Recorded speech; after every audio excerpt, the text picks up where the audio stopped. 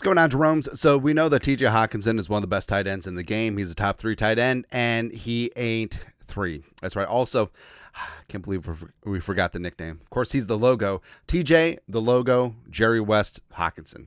That's right, baby. And if it had been for Kirby Joseph late in the season last year, taking out Hawkinson's knee, and then, of course, taking out Tyler Higbee, it's almost like he has a thing about tight end knees. Hockenson would have had a 100 and 1,000 season.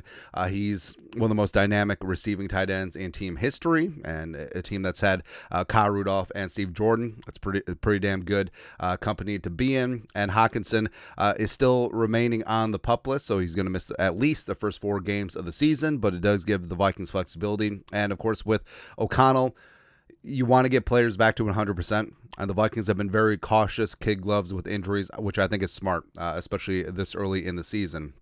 Long story longer, ESPN's Dan Graziano and Jeremy Fowler did up a post, NFL Week 1 latest buzz, upset predictions, and fantasy tips, blah, blah, blah, blah, blah. But for the Vikings, it was about the Vikings are loosely targeting a Week 7 or so return for tight end TJ Hockenson, torn ACL and MCL. Now, Hockenson, they allowed the MCL to heal on its own.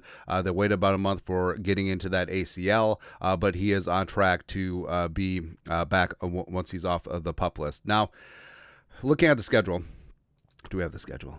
I think we do. All right. So, eyeing a Week 7 return would, of course, be at home against the Lions, the Low-Energy Lions, and Dirty Kirby Joseph. So, the NFL script writers would absolutely be on one. But on the PUP, he is slated to miss at least the first 4 weeks. So, the earliest he's able to return is Week 5 against the Jets over in London. Week 6, the Vikings have a bye. Now, I'm not exactly thrilled about potentially returning Hockenson back against the Jets because, number one, it's over in London at Tottenham Stadium. And yes, that's the exact same stadium, exact same turf where Lewis Seen broke his leg after getting his foot caught in the turf. So in Hawkinson's first return to game action, I'm not all about that. And also, the reviews. So the tossers from Tottenham, for when it's the soccer team, it's hybrid grass and turf. But for the NFL, it is just turf. And it hasn't gotten good reviews from the players or NFLPA. So, again, with Hockenson, I'm not rushing him back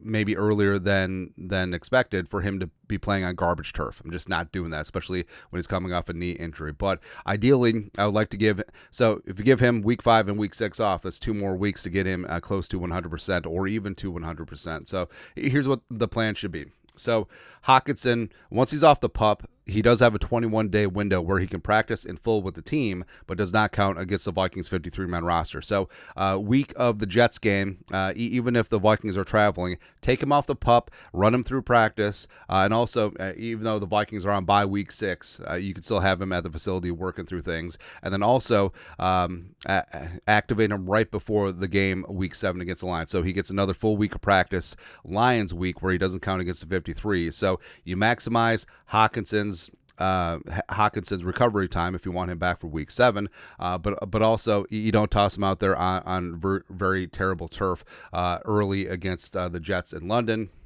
Plus, you give him the extra bye week, and also you maximize your flexibility having that extra roster spot. So I think that's the smartest plan for all things involved. If Hockenson is indeed good to go to start the season, and then he can resume being the best number 87 tight end in the National Football League. And this is the whole thing too. It's you don't want to rush him back.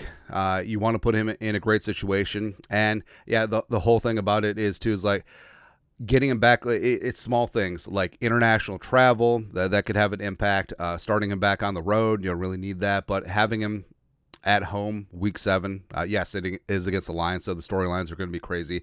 Again, that first hit from Kirby Joseph is going to be like crack.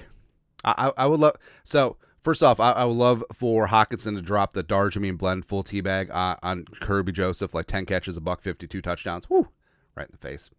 But Hockenson, he's part of the long-term plan with McCarthy and Justin friggin' Jefferson. So don't mess up this recovery. Make sure he gets back to 100% because he can still be a huge contributor this season and, of course, going forward. So there you go. But your thoughts are thoughts. ESPN predicts that the Vikings are loosely targeting a Week 7 return for TJ Hockenson. Let us know your thoughts. Our thoughts, comment section below. Subscribe for daily Vikings takes. Want to support the work? Put a little something in the Venmo. But until next time, Skol, production value.